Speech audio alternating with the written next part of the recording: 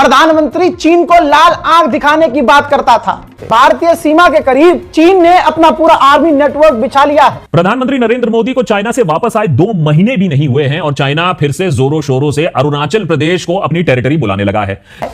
अब तक का भारत के खिलाफ चीन का सबसे बड़ा सैन्य ऑपरेशन है ये। और सिर्फ चाइना नहीं, चाइना वहां अपने आम लोगों को बसा रहा है और कनेक्टिविटी के लिए फ्लाइट शुरू करने की तैयारी कर रहा है। क्योंकि चाइना के नजरिए से 1962 हो या 2025 हो, कुछ नहीं बदला है। अस्सलाम वालेकुम दोस्तों, तो जैसा कि आप लोगों को पता है कि कुछ दिन पहले भारत के एक आदमी ने कहा था कि सिंध को हम अपने नक्शे में लाके देंगे, मगर चाइना ने ये साफ और वाज़ेह कर दिया है कि भारत के अरुणाचल प्रदेश को हम अपने नक्शे में लाके देंगे, क्योंकि चीन ने अपने सारी फौज को भारत के सामने लाके खड़ा कर दिया है।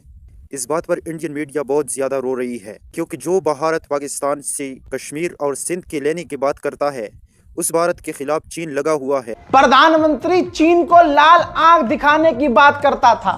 हजरात, चीन ने बहुत बड़ी चाल चली है और पिछले 5 साल से बता रहा हूं मैं ये बात पे। भारतीय सीमा के करीब चीन ने अपना पूरा आर्मी नेटवर्क बिछा लिया है। और आज मोदी भक्तों से पूछ लेना दोस्तों इस रिपोर्ट को भेज के कि यही दम है तेरे बाप में, तुम भी नकली, तुम्हारे अब्बा भी नकली। चीन की सेना भारत के बॉर्डर के पास बड़े पैमाने पर निर्माण कर रही है।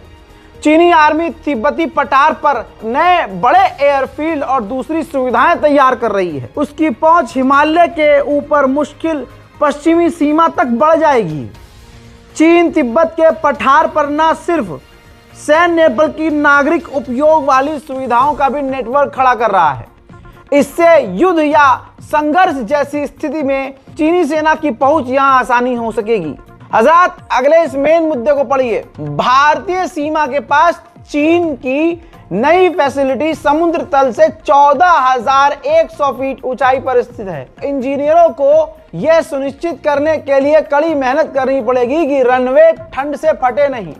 यह काम चीनी सरकार के स्वामित्व वाली चीनी company China airport construction group कर रहा है। हजरात, ये जो सैटेलाइट इमेज है ये उसी एयरबेस की है जो चाइना ने भारत के बेहद करीब बना लिया है। यहां एक बार में 70 से 77 फाइटर जेट चीन तैनात कर सकता है। अब तक का भारत के खिलाफ चीन का सबसे बड़ा सैन्य ऑपरेशन है ये।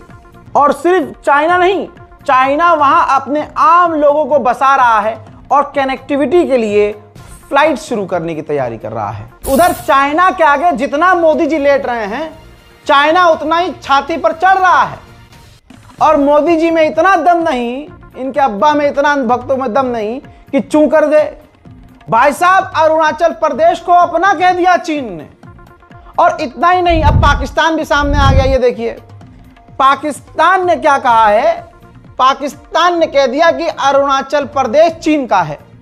क्योंकि चाइना के नजरिए से 1962 हो या 2025 हो, कुछ नहीं बदला है। प्रधानमंत्री नरेंद्र मोदी को चाइना से वापस आए 2 महीने भी नहीं हुए हैं और चाइना फिर से जोरों शोरों से अरुणाचल प्रदेश को अपनी टेरिटरी बुलाने लगा है। मोदी जी अभी सितंबर एंड में चाइना से होकर आए हैं, शी जिनपिंग के साथ हाथ मिलाकर आए हैं। भारत और चाइना के बीच में डायरेक्ट फ्लाइट्स अभी फिर से उड़ने लगी हैं और ऐसे में चाइना ने इस हरकत से साफ कर दिया है कि वो हमारे भरोसे लायक नहीं है। नेहरू ने, वाजपेयी ने, मोदी जी ने, सबने बारी बारी चाइना को चांस दिया है, मौका दिया है, ट्रस्ट किया है और बदले में हमें धोखा ही मिला है, खंजर ही मिला है। चाइना भी जानता है कि हमारे हाथ बंधे हुए हैं।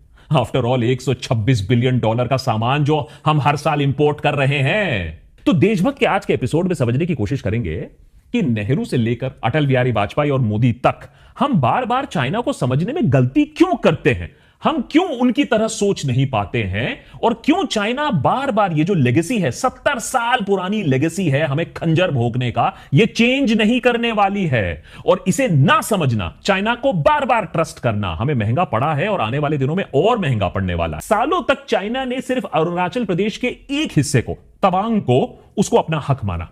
लेकिन पिछले कुछ सालों से उसका क्लेम अब पूरे अरुणाचल प्रदेश तक बढ़ चुका है। चाइना ने इतना कुछ होने के बाद, हमने इतनी कंसेशन देने के बाद भी जो अपने पैतड़े हैं वो चालू रखा। अरुणाचल प्रदेश उसको क्लेम करते रहे। 90,000 square kilometres of Arunachal Pradesh को वो बार बार साउथ तिब्बत बोलते आए हैं। 2007 से 2011 के बीच में चाइना स्टेपल्ड वीजा इशू करने लगा, यह बोलकर कि अरुणाचल के रेजिडेंट्स को हम सिर्फ स्टेपल्ड वीजा देंगे क्योंकि हम इंडियन सॉवरेनिटी इस एरिया पर मानते ही नहीं।